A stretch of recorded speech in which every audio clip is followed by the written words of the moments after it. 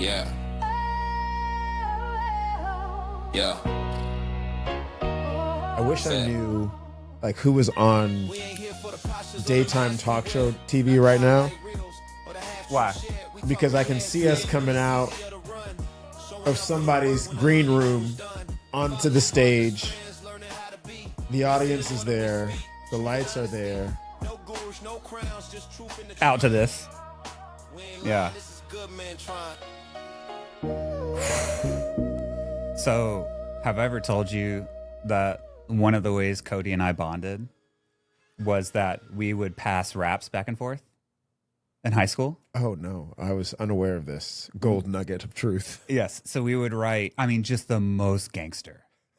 Like, if they ever would have been We had seized, we would have been in big troubles. I think Brett was learning. Oh no, my mom cried when she found some of them.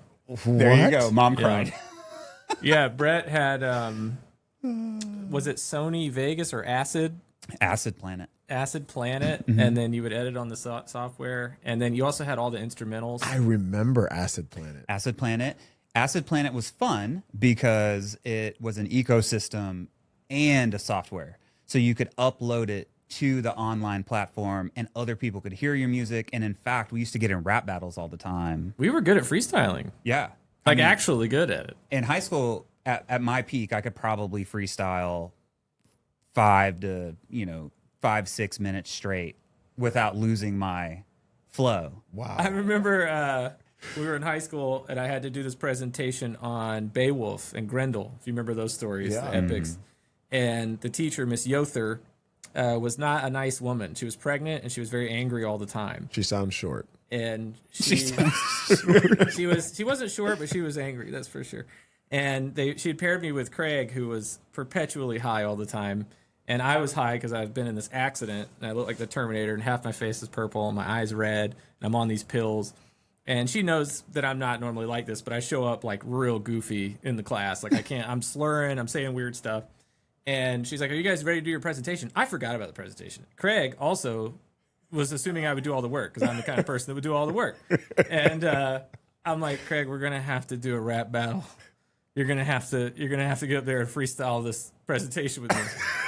And Craig's like, "I have to go to the parking lot and get high first." So Craig goes to the parking lot, gets high, and then comes back. And he's like, "All right, let's do it." And I wish I could remember everything I said, but I do remember one really good line. And I got like and like the teacher wasn't even mad, and I called her a bitch in the line. I said, "I'll rip your own arm off and beat you with it. And if anyone asks, it was a geet that did it." And at some point, I called Miss Yother a bitch. But that line, because he's the king of the geets, and he rips his arm off and he beats him up. And I was like, I just made that up on the fly, bro. And I was like, that's how in the zone we were, in the flow state in high school with rap. Brett and I were rap battling every weekend for a while. I cannot relate.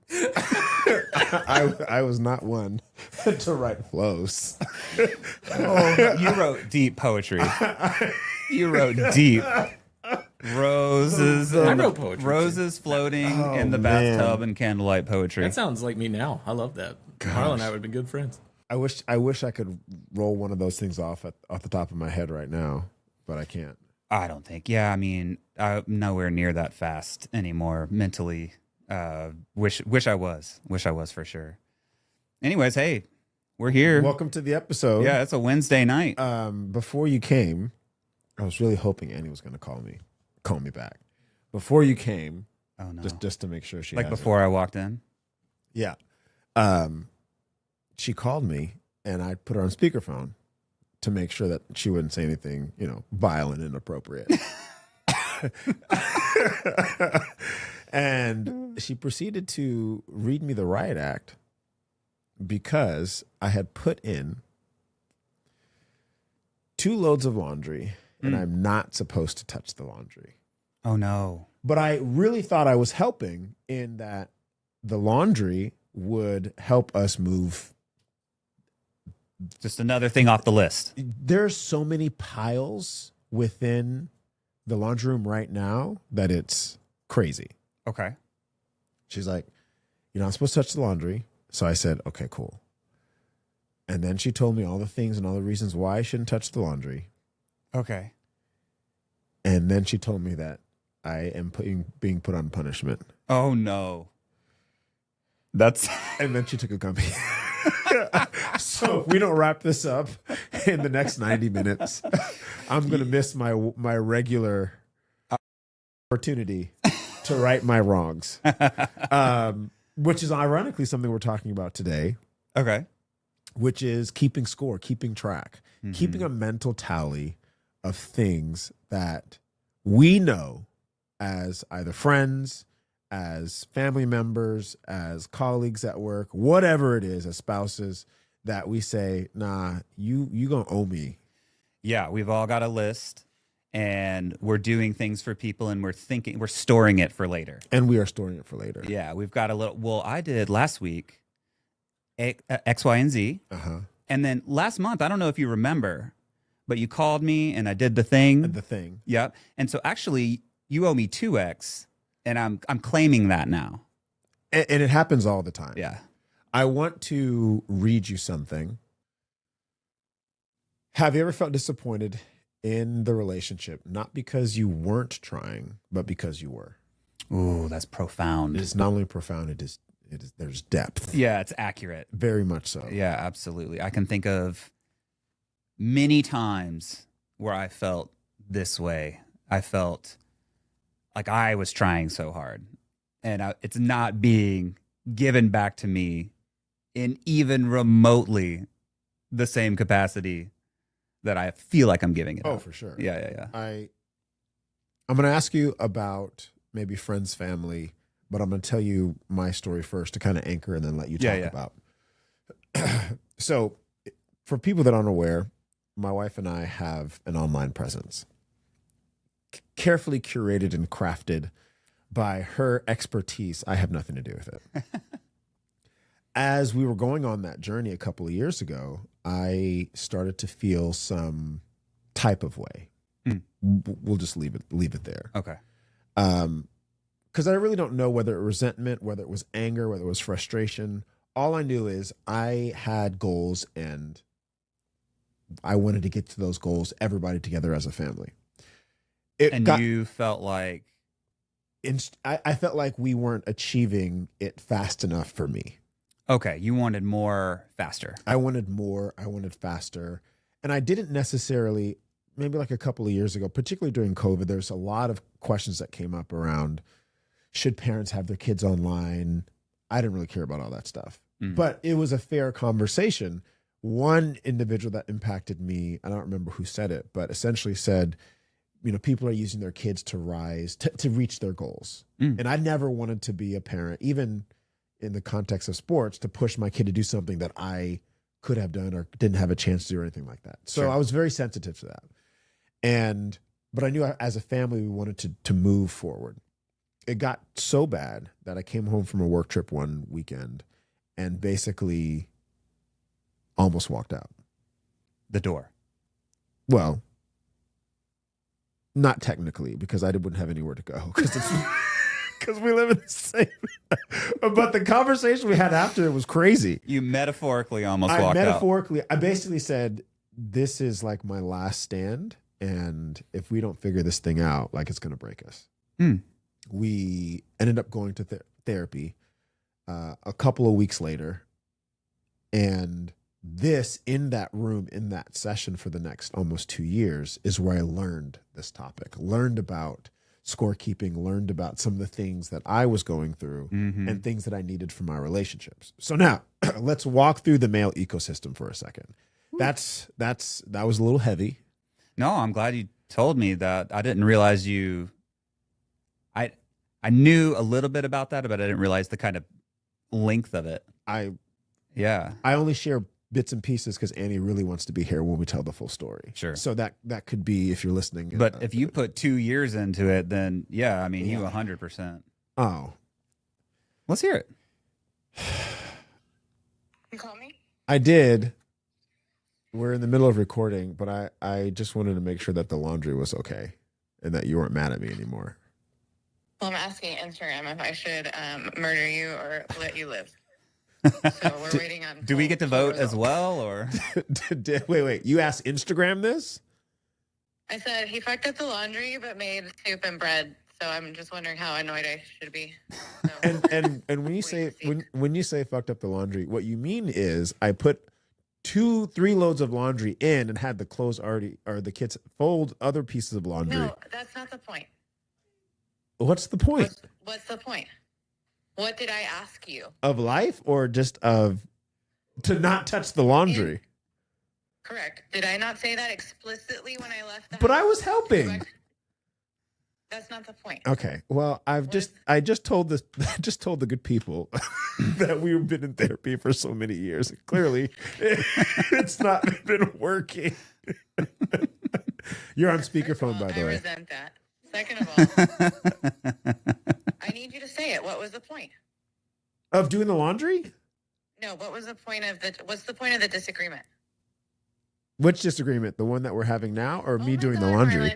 Harlan. Are you high? Not yet. I fucking wish I was. Is the bread good and is the soup good? I don't know if I'm gonna eat it, honestly. Oh, you're gonna not eat because you're angry with me? She's gonna hunger strike you. She's hunger striking. Yeah. Yeah, it's out of Let me spite. go. Let me feed your children, and you can think about what you did, and then you call me when you're ready. Hey, We love you, Annie. I can't wait to come home to you tonight. All right. All right. And there was And there we go. a great illustration. Oh man, I can't wait to get home. What's the opposite of silent scorekeeping? Loud scorekeeping. It's a buzzer beater, whatever that was. That's what the therapy bought you. Everything's out in the open, baby. Well, now we know. Now we know. All right. So, with friends, Yeah, have you ever 100%. Yeah. tell me about it? Okay, so what comes to mind is, I'm the guy who always answers the phone when you're calling me about your girlfriend and you had yet another breakup and you're gonna ask for, or not ask for, but I'm gonna give you 2.5 hours so you can tell the same story Oh no. you've told to me with 4 different people over the course of the last 4 years, and I'm gonna sit here and I'm gonna do that for you out of love. However, when I call you and I need you to help me move a sofa, or I need you to show up as your best self to the thing we're about to do, or any number of things, and that's just not too much to ask. Like, it's too much to ask, and that to me can be, it's very infuriating, and you can definitely find ways to end friendships over that kind of stuff. And then how did you resolve those issues? I think for the friends you keep, yeah, it's you tell them. Yeah. 1, you tell them, and 2, you are hopeful that they can receive that with enough humility for what it is, and take that information and maybe make a change, or at least honor the fact that you're trying to attempt to keep this relationship going. But yeah, do you have any stories like that? Oh man. Well, you were telling me about a friend the other day. I don't know if you want to get into it. I definitely keep score in my friendships, more so to make sure that the investment is balanced. Otherwise, I'm basically throwing my time, which is valuable, into a leaky faucet, and I don't want to invest that way. And do you, when you're keeping score with your friends, at least, are you vocalizing this at any point in any way? I haven't. Actually, that's not true. I have, and I've done it extremely poorly.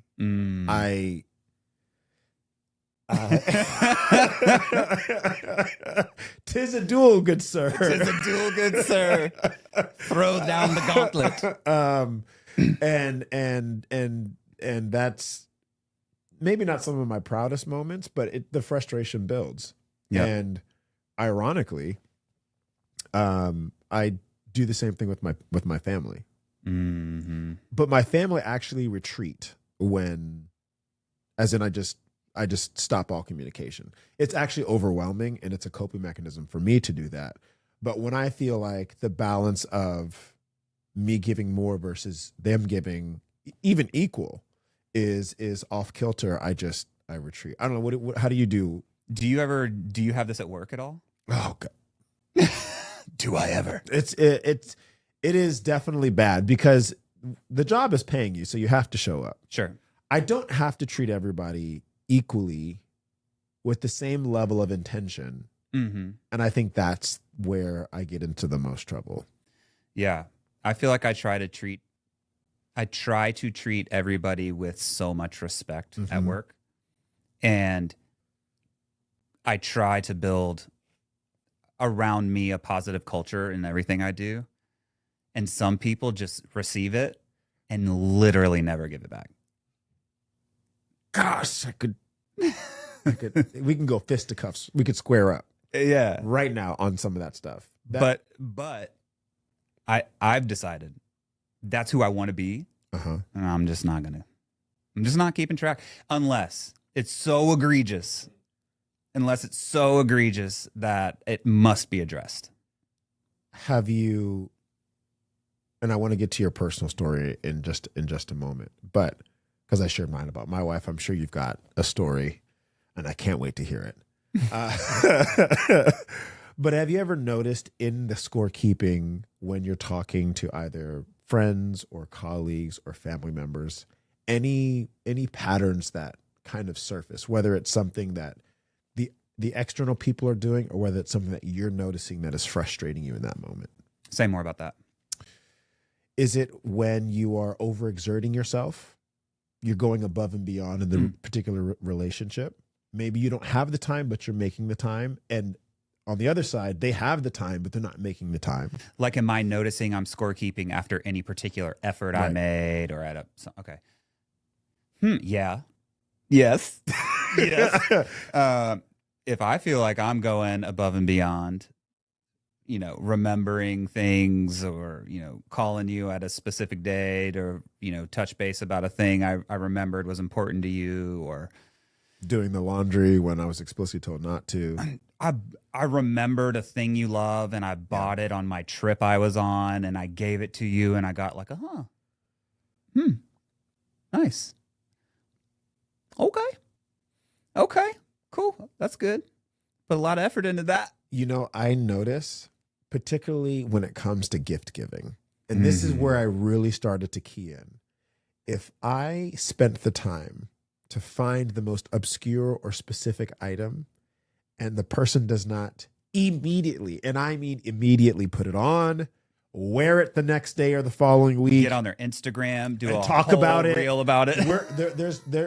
You could bet your bottom dollar that I am not going to be doing that again. I'm so lucky in this particular thing because both my wife and my son are excellent gift receivers. Ah, that's such a blessing. And the culture of my wife's family is to be an excellent gift receiver. Everything is the best thing that they've ever seen, ever. And oh my gosh, I can't believe you would ever think of me. And so to watch either one of them get a gift is so fun.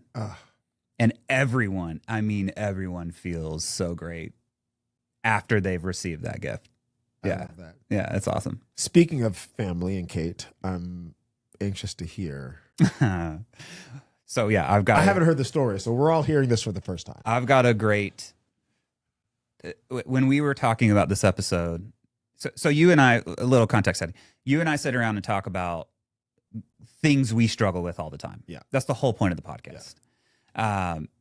We've talked about this in the past. You have a background in therapy, and so you have a lot of terminology for a lot of these things. And so we've sat around and talked about some of this stuff.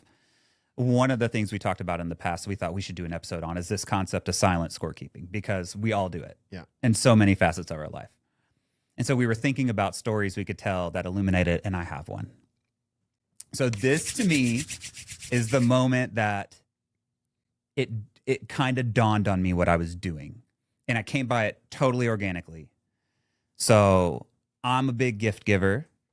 Kate, as I told you, is a big gift receiver. Mm-hmm. So I will get little trinkets that she likes, or flowers, or books, or whatever, and I'll give them to her throughout the week. If she's having a bad week, this effort ramps up dramatically.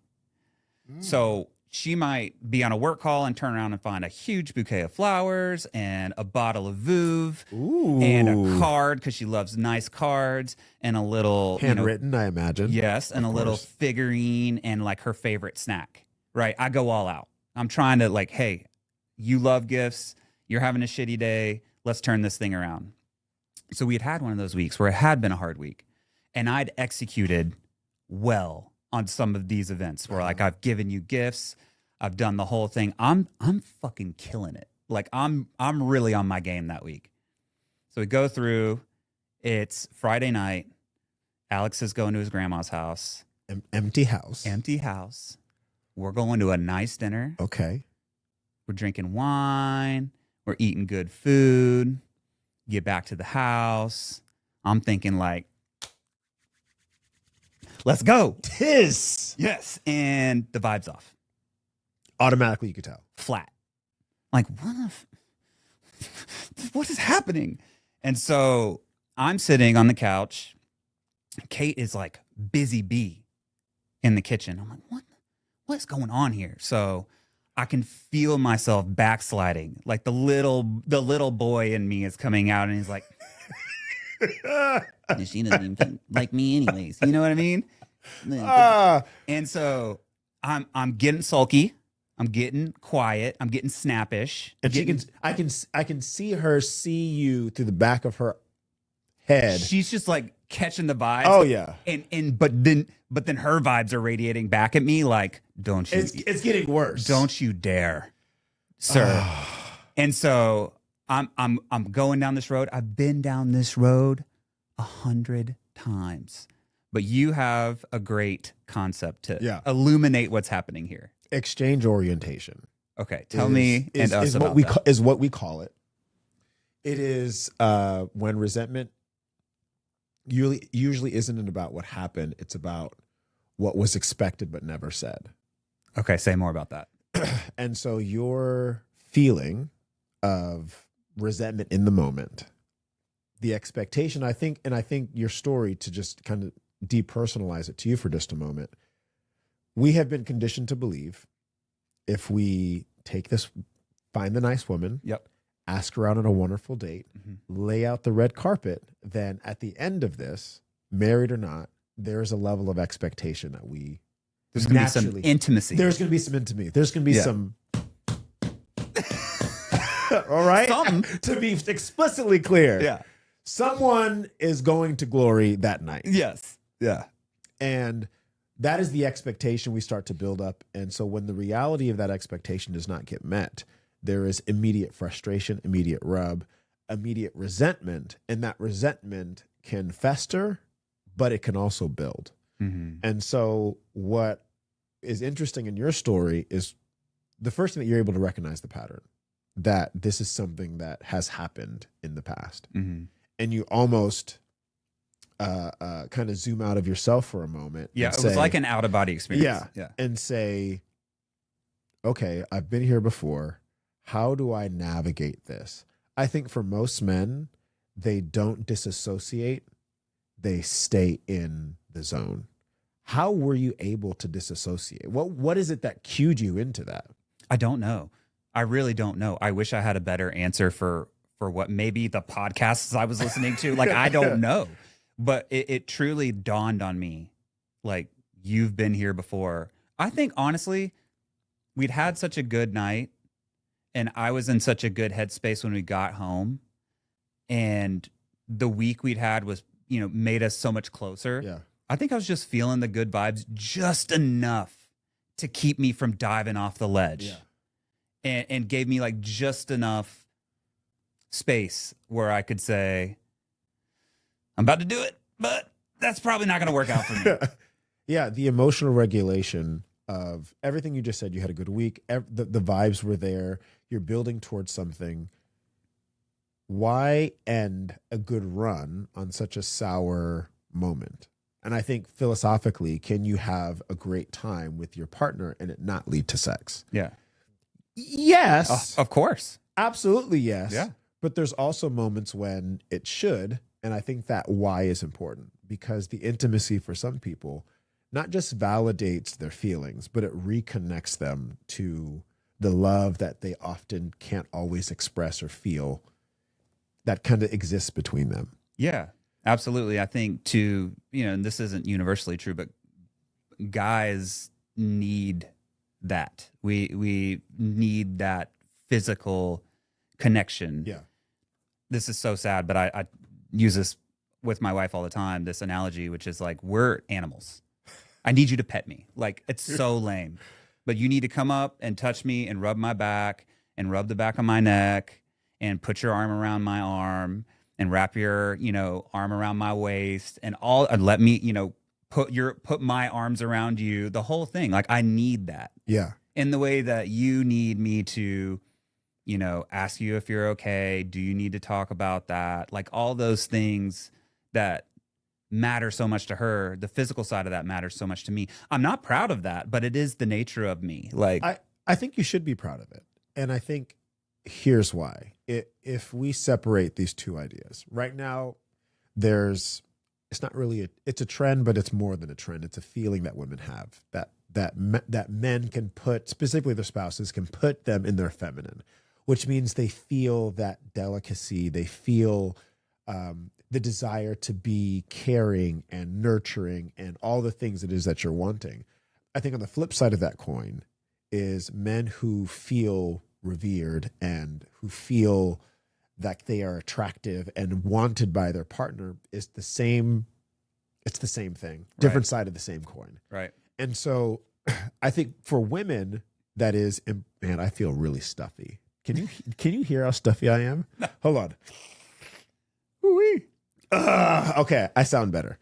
So for women who are kind of experiencing that, I think it's important for them to understand and acknowledge that men are also intimate physical creatures that need that level of attention. And before the keyboard warriors say, yo, that's gay, or any other attempt at lessening the male experience, if you've never had a woman while driving reach out and put her hand on your knee and just shh, woo, or grab your elbow or your arm and just slowly caress it, Yeah. or while you're at church, take her nails and just run it up the back of your head, then bro, I don't know what you've been doing.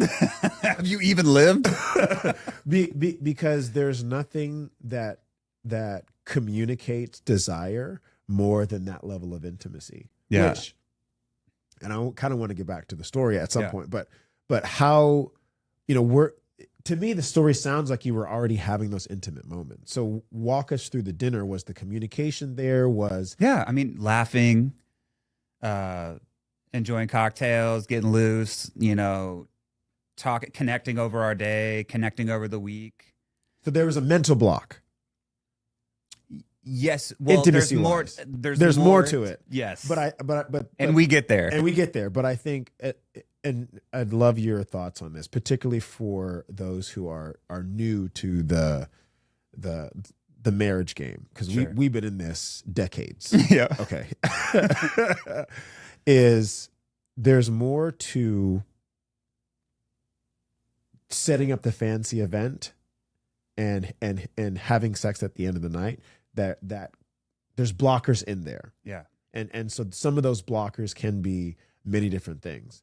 And so I'm curious now if you could take us through pieces of the story to help us unpack what some of those blockers were, because that's what I'm kind of sensing. So I'm on the couch.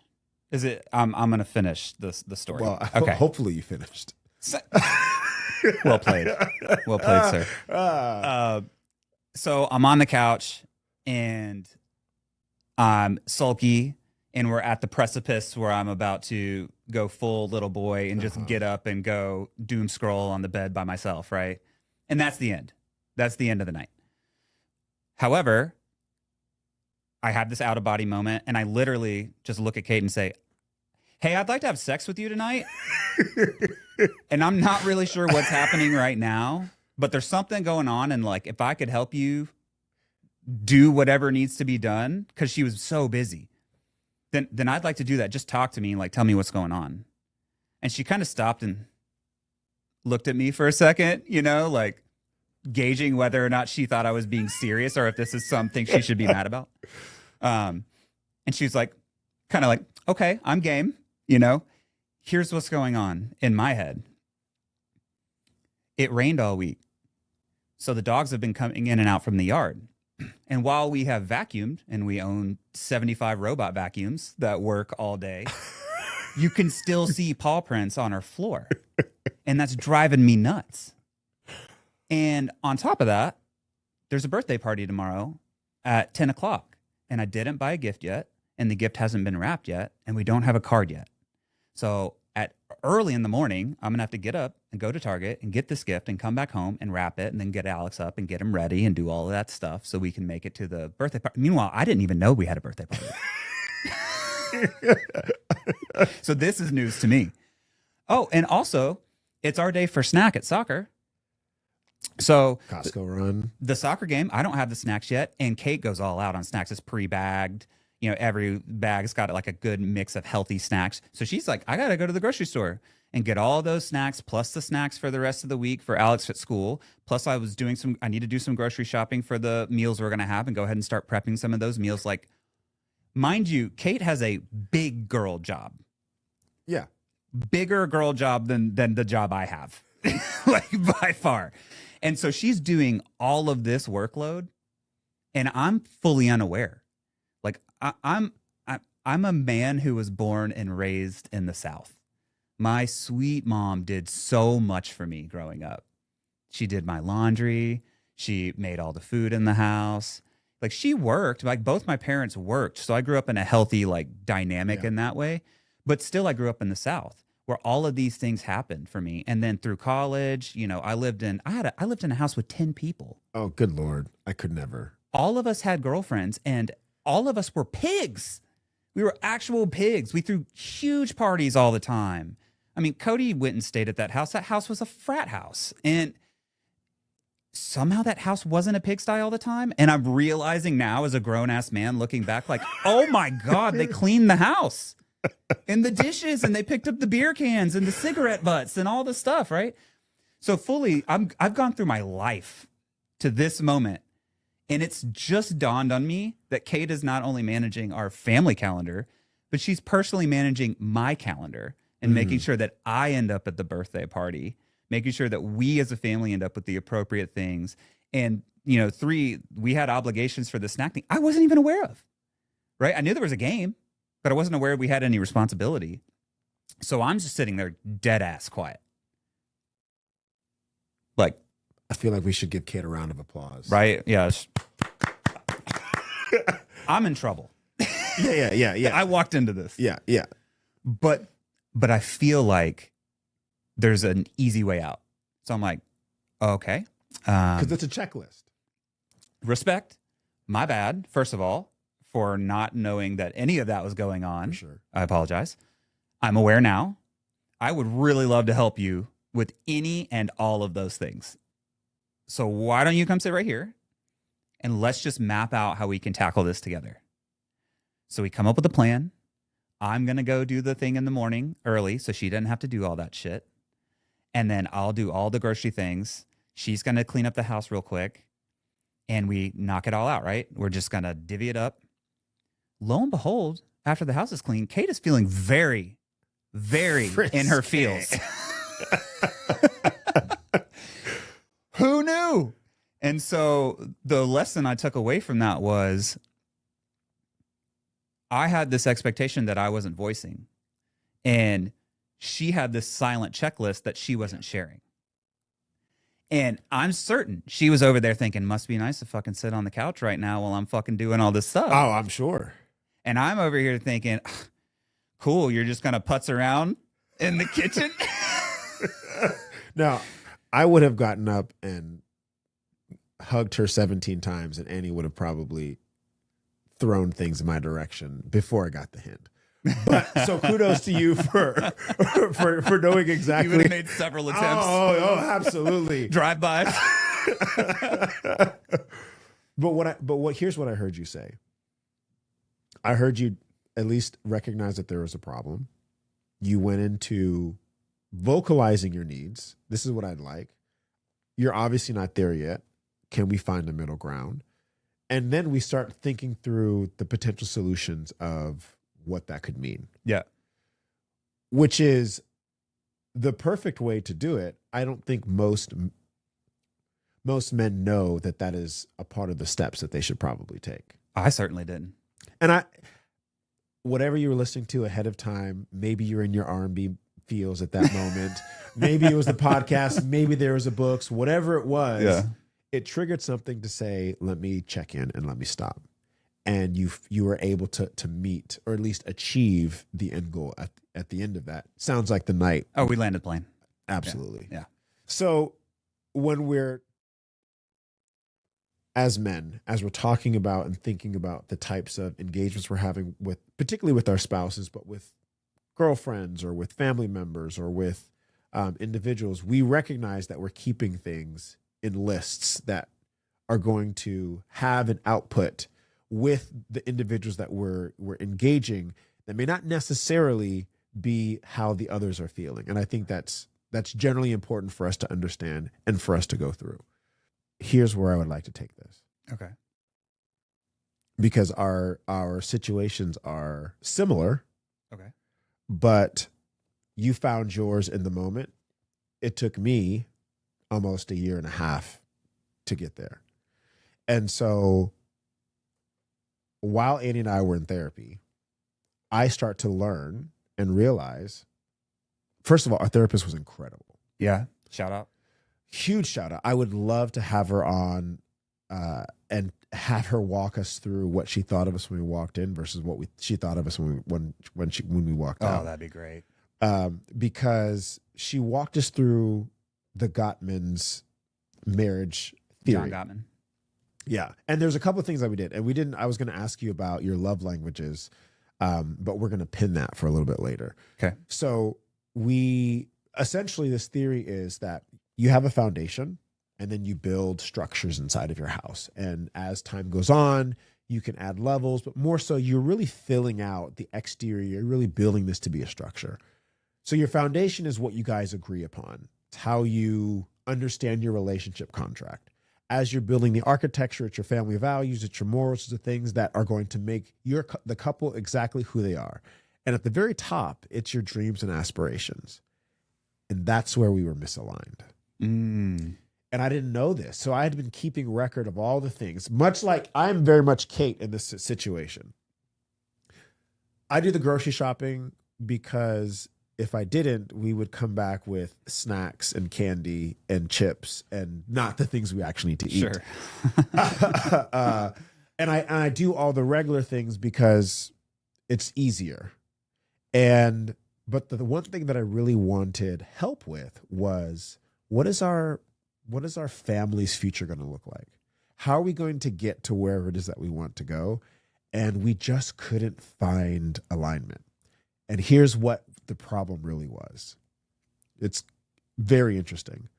We didn't know how to share the spotlight at the same time. Oh. She was hold resentment from whether it was work or whether it was other things that I would do. And then I would hold resentment for the things that she would do. And we were never able to quite align until we kind of went through this process, illuminated a lot of things. And then we realized, okay, it's not that we're not aligning our goals but it's that we need to figure out how to kind of let go some of this resentment and live more in the moment, which is why when she called today, we let it all hang out. We don't hold it back because that is a potential for us to keep that inside. And then it just festers and then it starts to build from there. After all the work you've done in therapy, do you feel like even when you guys have a little scuffle because you left it out, because you said your expectation or you said you set the expectation that wasn't being met, do you feel like you could be here and not be so worried that this is going to be a big deal later when you get home? Yes.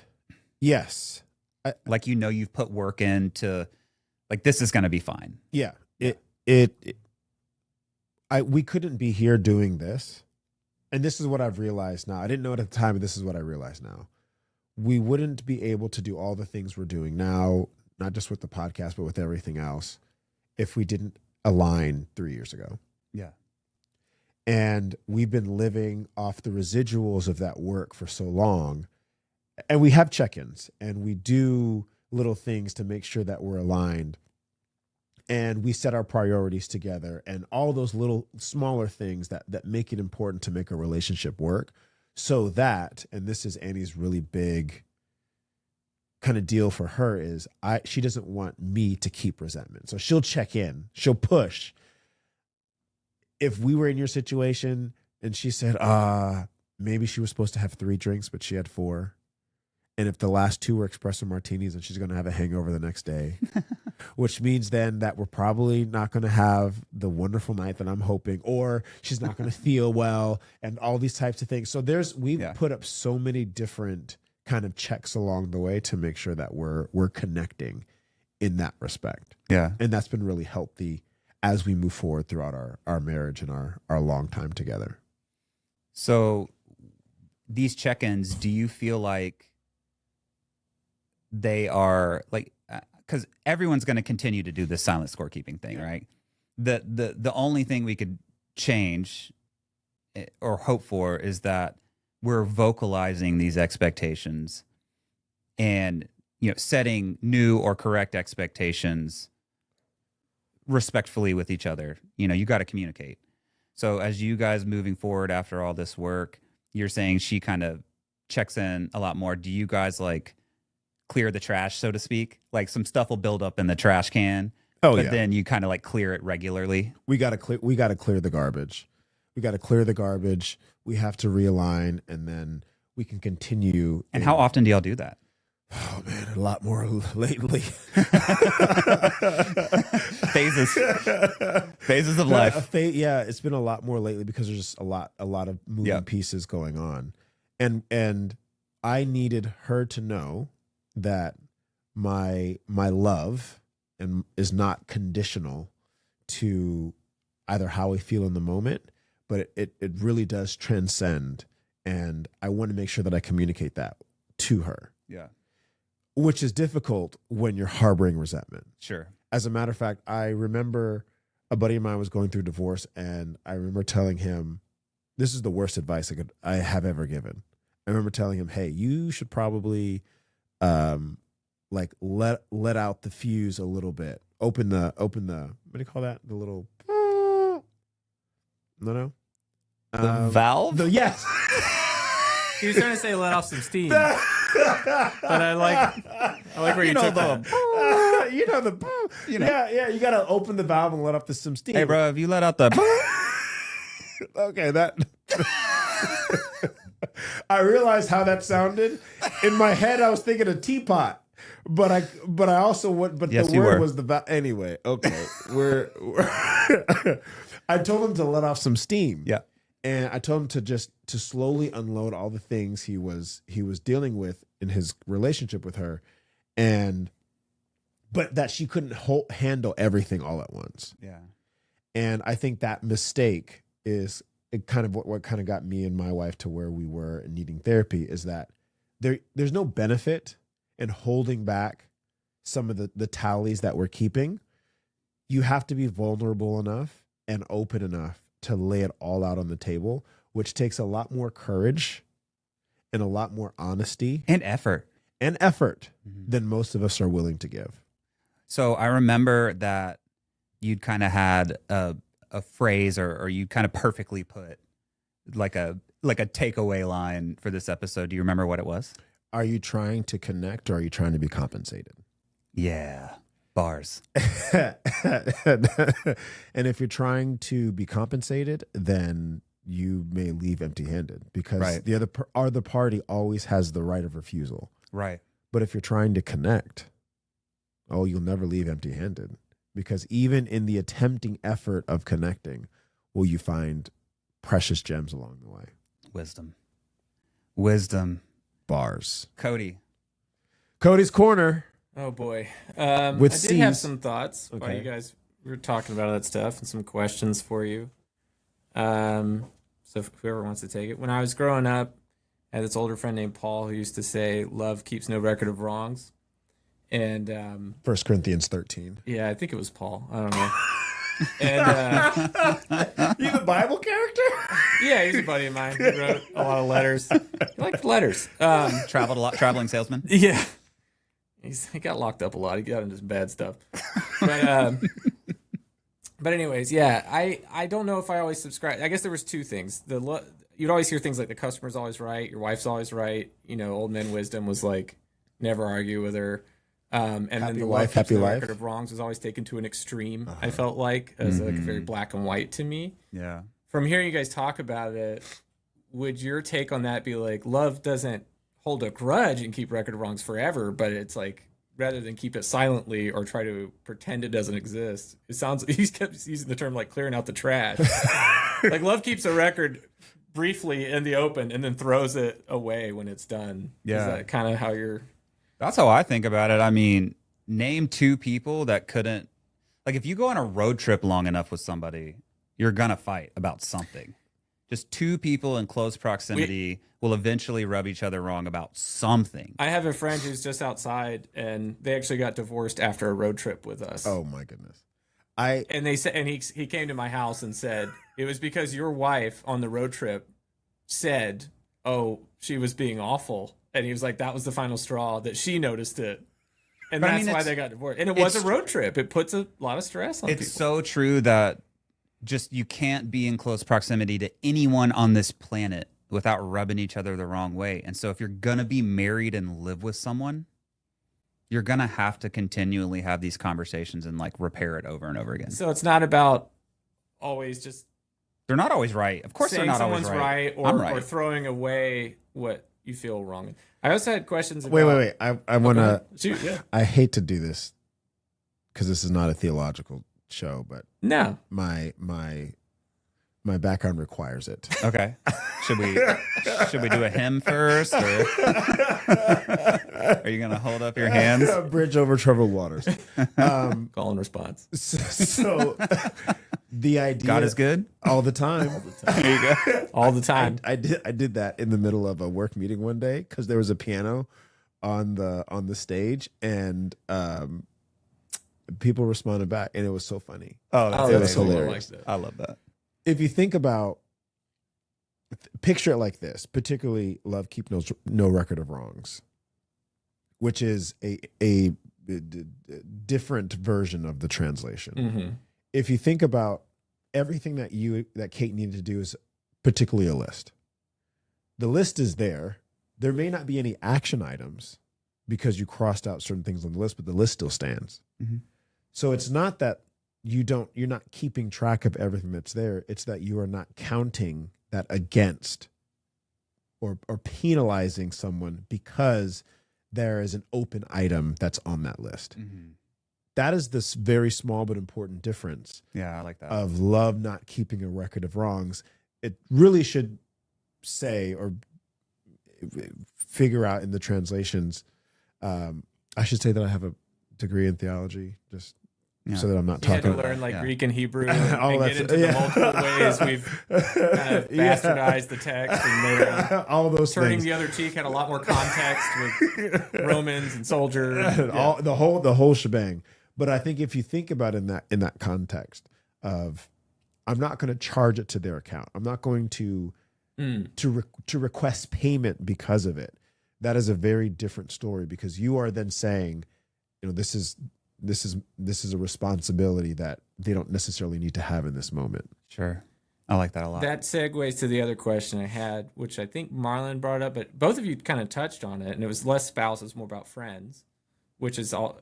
I mean, scorekeeping happens anywhere. You kind of said with friends and family, but how do you decide? Both of you kind of mentioned compensation and connection, and then having like the friends you choose to continue with and you choose to level with. There was like a moment where Brett's like, "Oh, I don't really keep score. I just kind of let it go until it's too egregious." And then later he's like, immediately telling a story where he kept score, where a guy like did something and he's like, "You didn't show up." And I'm like, that's the scorekeeping Marlon was talking about. You did do it. Yeah. But how do you decide who you're gonna level with, are you doing an evaluation? Is that person going to get it? Or is it kind of like a job interview and you're going, I don't think this guy's got the wattage for me to have this conversation and be fair with him? Are you kind of like limiting like how much effort you want to put in? Like where do you draw the lines on that, on like opening the taps for that conversation? Well, I mean, I think we're all paying attention to how we're regarded, Sure. and no one wants to be the fool. And so much of it is, am I crossing over a line now at this point with all this effort where I'm just a fool? I look like a fool. I'm being a fool. Is that ego though, to worry too much about that? Oh, sure. I mean, to some degree, yeah, in the sense that ego is protecting oneself, you know. But also no friend, group, or person has the same level of threshold for it's enough. Yeah, and friendship's not a one-way street. Like, you know whether you're receiving friendship or only giving friendship. And so if I don't feel like I'm receiving friendship, but I'm giving friendship, then why would I continue on down that road? So it's like how people say you always remember how they made you feel. You might not remember the details. So that's kind of what you're left with, is like, this friend made me feel this way, like I wasn't getting a friend. Like they're just using me. They're calling you to get help and get therapy from you. In your example, Brett, 2 hours or whatever. And then the second you needed something, they weren't there. That doesn't feel good. Yeah. So it's not about like the score and the reality. It's just the way you feel is going to naturally make you do that evaluation. But when do you make that conscious effort? You did it with Kate. But I mean, scorekeeping itself is not something we can get rid of. Right. We all do it. It's just whether you're keeping tabs and never saying anything. And I so think the silent scorekeeping is the problem. do you choose to be silent sometimes and then cut off? Like, where do you always try to be open? Do you always try to have the conversation? Oh, like, if I'm cutting someone off, am I giving them the whole debrief about why? Absolutely not. I sent you listen, man, we were friends, but I just sent you a 7-page email and a PowerPoint, and I just detailed why I'm cutting you off. I kind of meant the opposite. Do you just cut them off and never tell them? Yeah, no, And just 100%. Yeah, Okay. I don't. Should we tell people that we're cutting them off? I think if they call you and they want to know what's up, why, I'd never answer the phone. I have a friend that does this. He's cut off a lot of his friends. We're still friends. We've been friends for a long time. And he tells me why he does it. Oh, this guy did this thing, and this guy did this thing, and this guy did this thing, and repeatedly did this thing I didn't like. And I'm sitting here thinking, well, good Lord, I hope I never do any of those things. You know, there's times where I just think like, I hope I never get on the bad side. And you know, his wife even joked like, you're his last friend that like he keeps around that he likes, you know. And I was like, I guess I've never stepped over the line, but I would hope somebody would tell me. yeah, You But know? is that really friendship? Not to be pedantic, but the idea of a friend versus the idea of acquaintance versus the idea of how I made you feel. They should be able to talk to you, right? I would agree, but all three of us could walk into a room and leave that room, and someone is going to feel like they made a friend. they made a friend. Mm-hmm. We just had a conversation. They feel something different. Yeah. So because they felt that way, they are going to continue to reach out. We may not feel that way in that moment. Yeah. And so they may get upset with us because we're not returning phone calls or whatever it is, but it's not bi-directional. So I'm saying in this moment, when we're talking about friendships, I'm coming to the table with an understanding that there's mutual skin in this game, and we're going to act accordingly. If this dissolves, it's because of something very specific, not because we just grew apart. Does that? Yeah, well, yeah, and it goes back to what you ended the thing with, and it really resonated with me about, are you looking for a connection or compensation? I think I'm a person who tends to look for connection, and like Brett said at the beginning, like I will get to a point where I'm like realized, oh man, this whole time I've been investing, and then it's like the scales are way off, and then I'm upset, right? But as long as you keep that heart and the other person has that heart, you can probably make it work. I think that's where probably couples therapy comes in. They say, are you guys both wanting to make a connection? Like, you know, it's like, if you're still wanting to, we can fix all of this, you know. But the second somebody stops wanting to connect, they just want compensation, then you get the resentment and all that stuff. So that really hit me. I was like, that's a good way to phrase that. I like that a lot. So, I don't know. I didn't really have a ton of questions for you guys. Those are the only two. Well, So Cue the music. We ain't here for the postures or the masks we wear, not the highlight reels or the half-truth share. We talk repairs, staying when it's easier to run, showing up for the work when the honeymoon's done. Fathers, partners, friends, learning how to be, listening more than we speak, choosing honesty. No gurus, no crowns, just truth in the trying. We ain't lying, this is good man trying.